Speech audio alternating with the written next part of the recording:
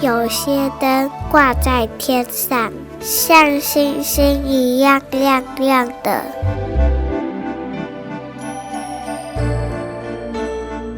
有些灯握在手上，像这样。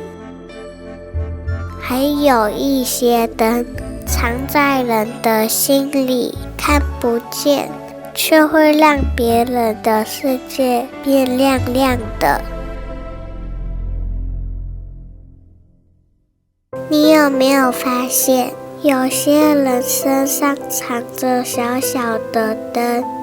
他们不会大声说“看我超厉害”，但他们做的事会让别人的心里亮亮的。有时候，一碗热热的汤就像一个大大的拥抱。有时候，温暖不只是给人，毛小孩也会感受得到哟。小小的灯，好神奇，会一直传下去，越来越亮，让世界变得亮晶晶。那你想当小小灯光师吗？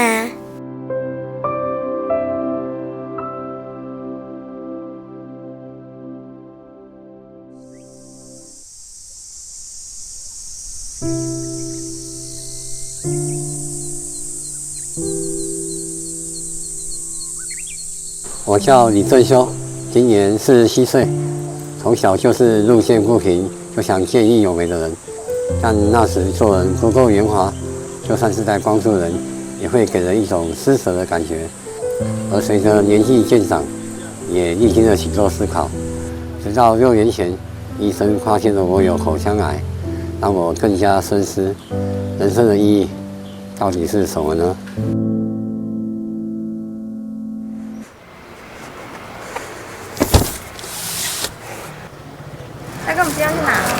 我们今天要去关怀一个6岁的小朋友，他因为车祸造成脑瘫，现在是由奶奶照顾，祖孙3代，平常都要考台北的马街跟花莲的慈济，今天难得他回来台南，我想说就就近带一些物资过去，大概关怀一下。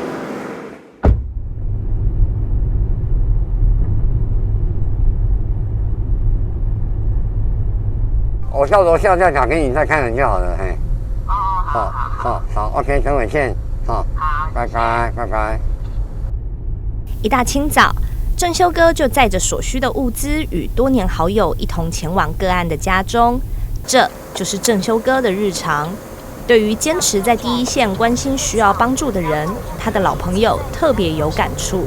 正修，我们20几年前就认识到现在，因为我们都是同样是青商会的。其实我们20几年前他就开始都在做这个关怀这个爱心这个活动啊，只是说那时候他因为生病口腔癌，然后到现在他也是每个月都要回诊到医院来了。可是他只要有爱心有个案，人家通知他，包括我们爱心会，只要有个案，他是跑第一个。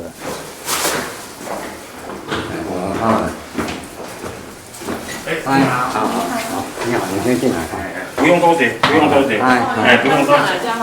嗨，李翔，以前看到他的时候都是在睡觉，对，不然就是躺在床上。他现在也是，就是做这个做没有办法做很久，因为他张力就会整个往上升。有啊，都比较有，他现在肉打完结实一点干细胞以后就是有放松。李翔弟弟本来是植物人，那我有询问过成大的护理师，我得到的讯息就是非常的不乐观的，可一辈子就是在床上，或是随时可能病危都会走。我就动员了一些朋友，又准备了一笔钱，就去加护病房的时候就跟他家属先联络好，然后希望说至少他们在治疗这段期间不用担心医疗费跟一些自费的部分。因为他现在是因为有胃造口啦，所以营养还没有什么问题。其实每一次都有进步有改善哦，我觉得就是刚才看到电视，然后又不晓得为什么又开始流眼泪。家己跟老板师讲，伊是讲伊会晓耍的，那变成袂晓耍啊。其实就是有好有坏，他现在因为意识有比较好一点，比之前好。之前他可能就是傻傻的笑，可是现在不一样，他可能就是会想到某一个东西，然后就开始流眼泪。就爸爸骑摩托车，秉强就站在前座这样子，就因为这样子撞矮墙，秉强是因为没有安全帽的关系，所以才这样子造成。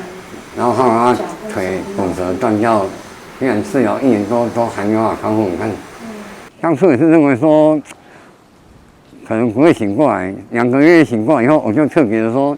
那这样我的帮助是有效的，那我就更持续的再去加码，再去给他看看能不能更好一点。所以我就持续这1年多都有一直在关怀，也把他转借给其他的爱心福利团体，因为他这个非常的花钱，他奶奶为了全职照顾他，也放弃了工作，他们连最基本的生活都出现了困难。他现在只希望他妈妈就是脚赶快好，其实多多少少看着我就可以出去。上班几个小时，因为总是要有人出去赚钱啊，因为他一定是没办法，对啊。因为他们都是思维都很正面，他不会说我现在就是因为家里环境现在出了这个状况，我什么都不要了，我就是等人家来帮助我，他都不会有这种念头，我觉得是很正向的。你以后好了要去帮助更多人哦，真的，知道吗？真的，我都能感同身受。以前在住加护病房9天都不能动，现在看着天花板，每天想法就很消极。曾经在生死边缘走过一遭的无助，让正修哥更能同理他们，用自己私人的时间对每个个案进行深入了解，细心又贴心的替这些需要帮助的人考虑，也让爱心会的同仁特别感动。他是一位很努力，然后很帮助我们爱心会来做，愿意拨出自己的时间，因为每个人都有自己要忙的事情，不一定有时间可以来访视个案，但是他亲力亲为，这是我蛮感动的地方。因为本身他自己也是癌症，还在伤痛，他愿意这样走出来。告辞，check it out，耶，告辞，你以后跳给我看哦。好不好？你跳给叔叔看。叔叔说好。好。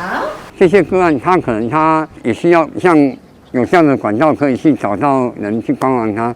对我来讲，这是一个很有成就感的一个。老天爷当初让我多活几年，可能就是希望我可以做好这一块，让需要帮忙的人可以得到适当的帮忙。下来，好。正修哥就像一只辛勤的蜜蜂，不是在积极探视个案，就是在仔细盘点物资，总是努力的想方设法将爱温暖送达。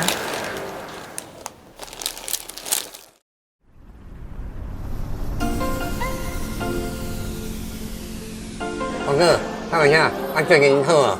闲的啦，自强自强啊！忙了一整天的正修哥，却又约了几位朋友。他们滔滔不绝地畅聊着，这些人不是别人，而是和正修哥一样，都是走过抗癌历程的口腔癌患者。我们私底下除了阳光举办的活动以外，我们私底下也都会互相联络一下彼此的情感，然后或是一些生活上的一些帮助，还有一些讯息的传达，包括一些新的口友，他需要怎样协助，我们都会互相传递，给他更快速、更正确的讯息。说起抗癌这条路，只能说如人饮水，冷暖自知。因为有着太多的辛酸是旁人很难去体会的，所以对口友来说，除了彼此加油打气，更是一路走来相互扶持的最佳伙伴。我跟他是在抖音认识的，对，然后他看到我，觉得我蛮正向的，就认识到现在。我当直播主是因为阳光基金会的关系。当初他们社工觉得说，我看起来好像很乐观，不然上抖音宣导，他影片看叫大家不要吃槟榔。然后其实很多粉丝都觉得我很正向啊，对，然后也有影响到他们的心情。最大的影响是让我在抖音上面认识了很多粉丝，对他们让我觉得我这样其实我也很帅，对，所以现在是蛮有自信的。虽然当初是无心插柳，但透过新媒的传播，确实也让阿豪肯定自己，甚至还成功帮助别人。而且更让人压抑的就是阿豪因为罹癌导致颜面和口腔部分切除，但他的咬字发音却能字正腔圆，几乎和常人无异。其实刚开始我不知道唱歌有可以帮助口腔癌的人的发音，是因为我来参加那个阳光基金会的歌唱班，还有歌唱比赛，我才知道说哦，原来你唱歌的话可以帮助口腔癌的人去调整你的发音，你会练习那个发音。然后我那时候就想说，不然我的抖音收益哦，就没有说全部啦，但是就是多少会捐给那个阳光基金会当公益这样子。现在是转向那个投景爱另一个基金会哦，还有另一个独居老人的。正所谓为善最乐，用自己微薄的力量去关怀社会上需要帮助的朋友，或许是阿豪和正修这群口友们心底最踏实的愿望。只是话锋一转，当聊起以前罹癌的过往，原本还侃侃而谈的阿豪，突然间鼻头一酸，久久不能自己。然后因为口腔癌，让我觉得说，让我改变很多，真的。而且你会知道说，家人是最重要的。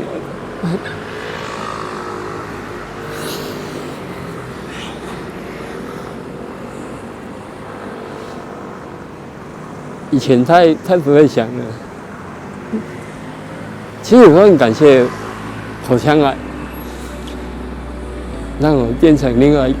其实那时候的心态，我也不知道为什么想要去帮助别人，但是至少能上来宣导的话，就一个算一个嘛。很多时候你都说，人家看到你这样也不一定会改。但是我觉得说，今天10个人看到1个人戒掉，我就救1个人。有人得到癌症怨天尤地了，但是我觉得很感谢老天爷让我活下来，让我可以在帮助别人，劝导大家不要抽烟吃槟榔。对，因为这条路真的太痛苦了。我会熟悉在是因为阮土井爱内底的癌友，伊也是阮阳光的胖虎队。阮咧跳舞的，阮拢有伫高雄火车站表演过，后捌去伫嘉义表演过，后捌去伫台北表演过。伊拢会摕一寡牛奶来互阮遮癌友做伙食。伊做人真啊袂歹啦，拢会去人照顾弱势团体的人啊，袂歹的人真好啦。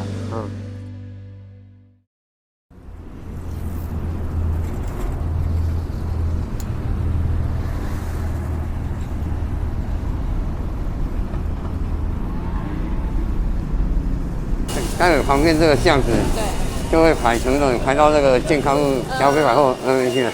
没有拿到号码牌的就没有了。这疫苗你也叫的，逐礼拜拢伊叫的，300杯，等下搁一100杯的，啊来另种100杯，300多杯啊，爱互因涨一杯啊，哎呀。这位中气十足的大哥姓欧，一如往常，只要每逢周六，就会在自家海产店前发放320份的爱心物资和便当。所以，即便才一大清早，整个店门口就已挤满排队的人潮，而包含正修哥在内的志工也穿梭在人潮之中，不停忙碌奔波。你条条行。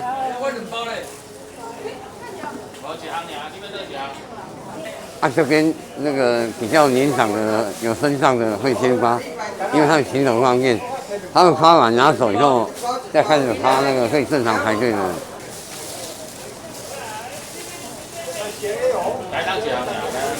我拢叫仔仔，伊和我好朋友，伊嘛知影我咧做这，因咧有当时他也会来做志工，其实还好的。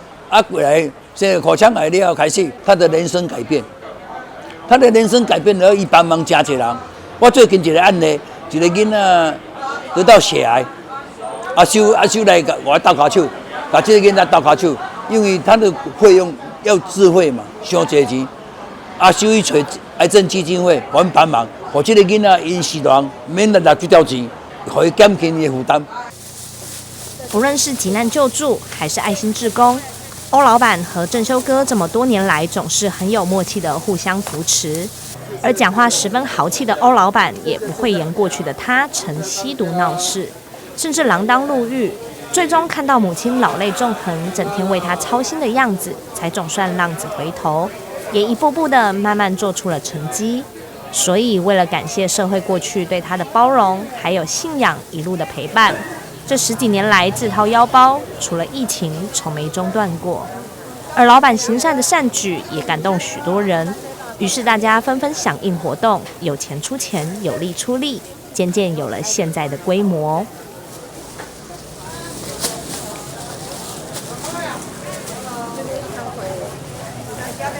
很多老弱妇孺都是走了很久的路，一大早就起来拿号码牌，就为了来拿这个小小的一个便当，就让我感觉很于心不忍。然后有一些还是坐很远的公车、转车来到这里，就发觉说社会上很多欠缺温饱的，然后我们只要有能力的话，就可以多回馈社会，帮助这些苦难人，可以多一餐可以吃。对。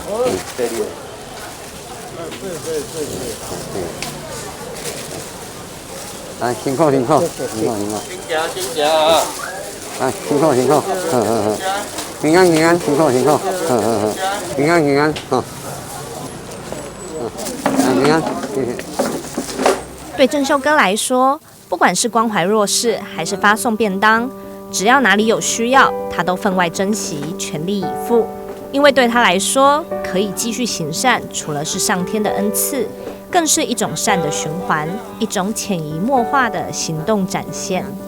这里将近有1/4以上的志工，本身都跟我一样都是癌症，然后一路过来，希望说可以回馈一些需要帮助的人，多做一些善心，帮助一些弱势。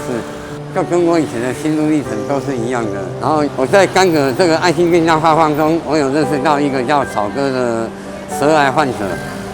他在我还没有得癌以前，我就觉得他自食其力，然后晚上都还在这里海产店帮忙，那早上的时候还在这里发便当。有一天我得癌症，他突然间就来关心我，我就觉得说，被一个长辈这样子关心的感觉。一直到去年。这个草哥他又口腔癌复发了。2个癌症，2种癌症。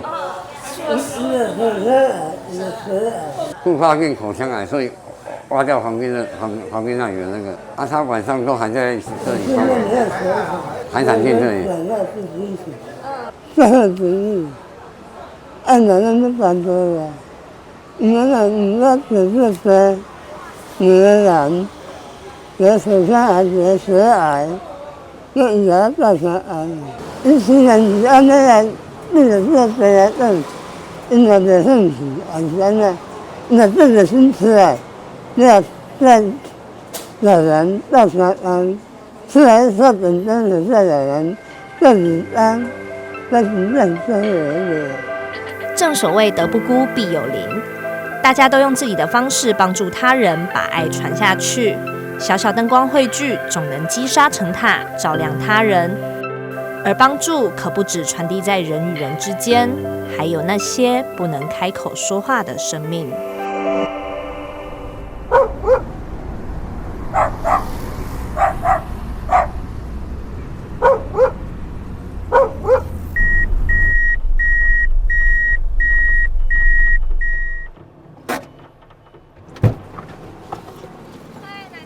嗨，你好。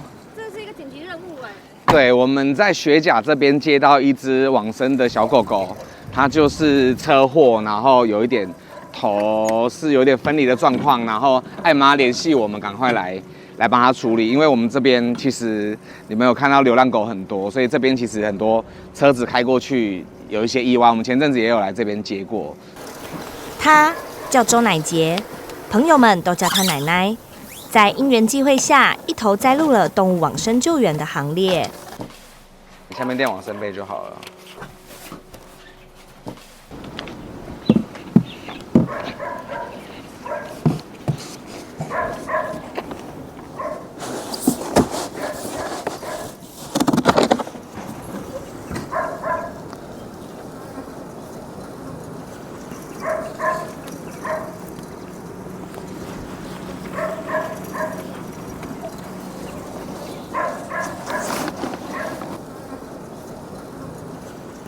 味道很重了啦。它应该已经走一阵子，它应该是车祸，因为它的头的地方应该是脖子那边被撞到，所以它头部几乎骨头的地方是已经分离了啊，剩下有一点肉还粘着。看奶奶用厚实的双手和伙伴小心翼翼地将狗儿安置妥当，希望让狗狗的最后一里路能感受到温暖。但她也有感而发地说，因为这附近有成群的浪浪出没，所以这已经是近期她在这里所接获到的第2个案件了。我们直接上车。来，狗狗，我们带你回家哦。好，上车哦。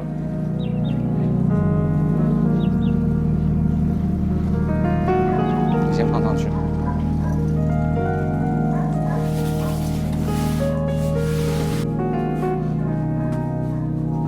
像我们这边通报的艾妈，我们接体之后，我们会在现场拍照，然后传给艾妈，就是跟他们说，这个狗狗我们已经处理圆满了，请他们不要担心。那后面的部分呢，等一下我们今天这边就结束了。好，我们会带这个流浪狗狗的遗体回去我们园区先做冰存。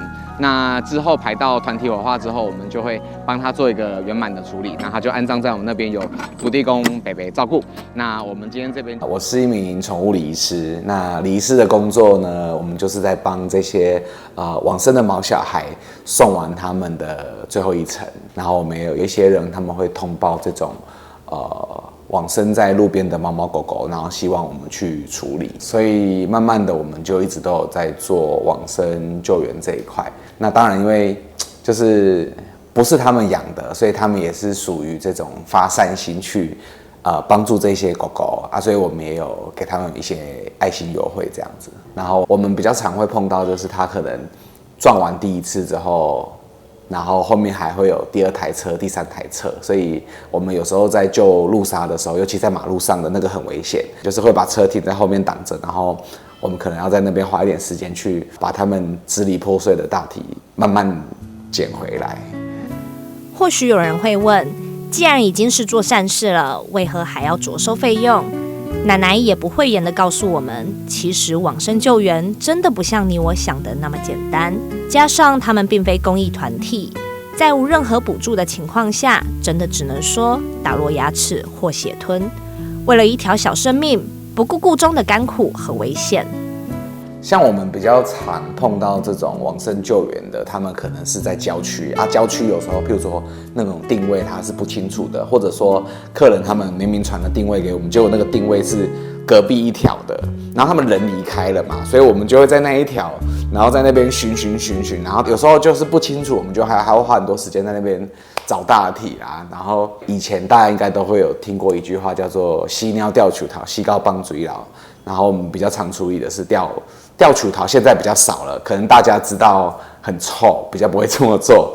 可是放水流有时候也是还是会遇到，就是他们会把狗狗，可能他就是看到路边流浪狗，然后他就是把它刚好附近有河，他就把它丢下去，然后那个它就会卡在那边。所以这种往生救援的处理很多，其实就是你可能各种你们想象不到的都有。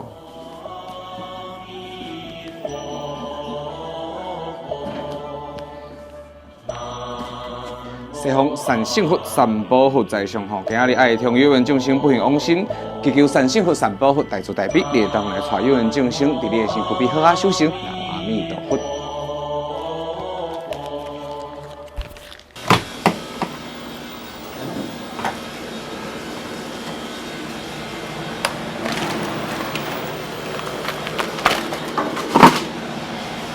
来，有缘众生，哎咻，帮你冰冰箱喽。像刚我们接那一只5公斤多，所以我们一次团体的话可能是20只左右，然后就是猫猫狗狗加起来大概快100公斤，然后我们就会排一次团体火化，所以应该会跟明天的集体火化的一起帮它做一个圆满的处理。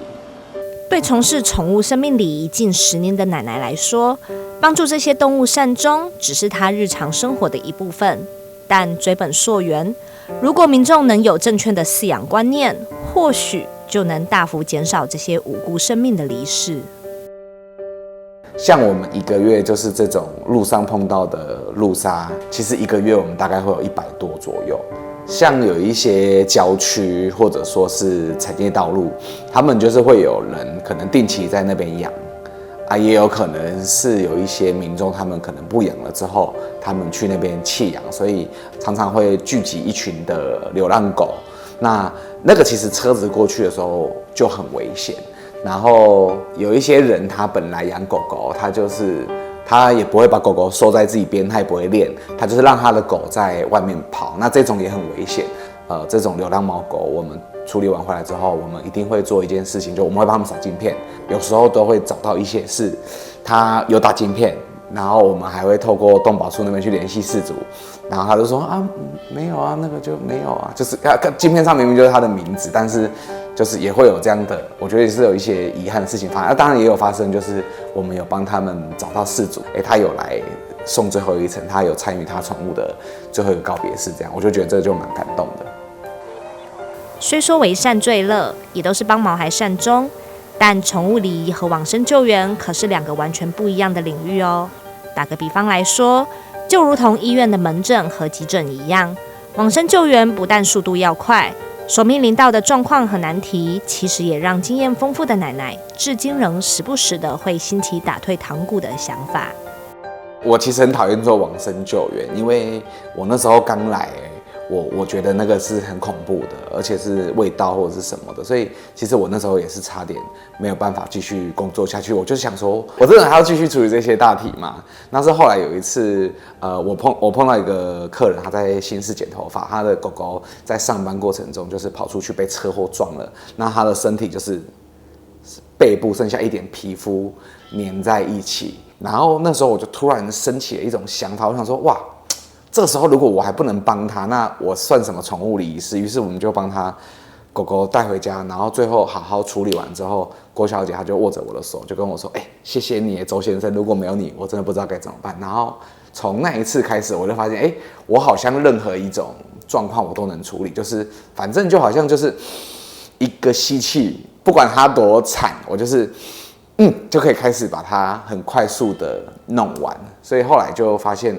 其实只是我们想要去做这件事情，我们愿不愿意去为这一些毛小孩做付出，其实就跨过去了。做往生救援这么久，我其实一直在想一件事情，就是为什么路上的这一些猫猫狗狗，这一些往生救援会需要这么多人来做这件事情？我觉得还是要回到像我们一直有在做结扎，然后也有一些就是我们其实很遗憾，就是常常我们去接，我们看到品种狗，我们看到柯基，我们看到红贵宾往生的救援的时候，其实就是真的会很遗憾，就是会想说，那如果最后你是要这样子对待它，那为什么我们在一开始要选择把它带回家？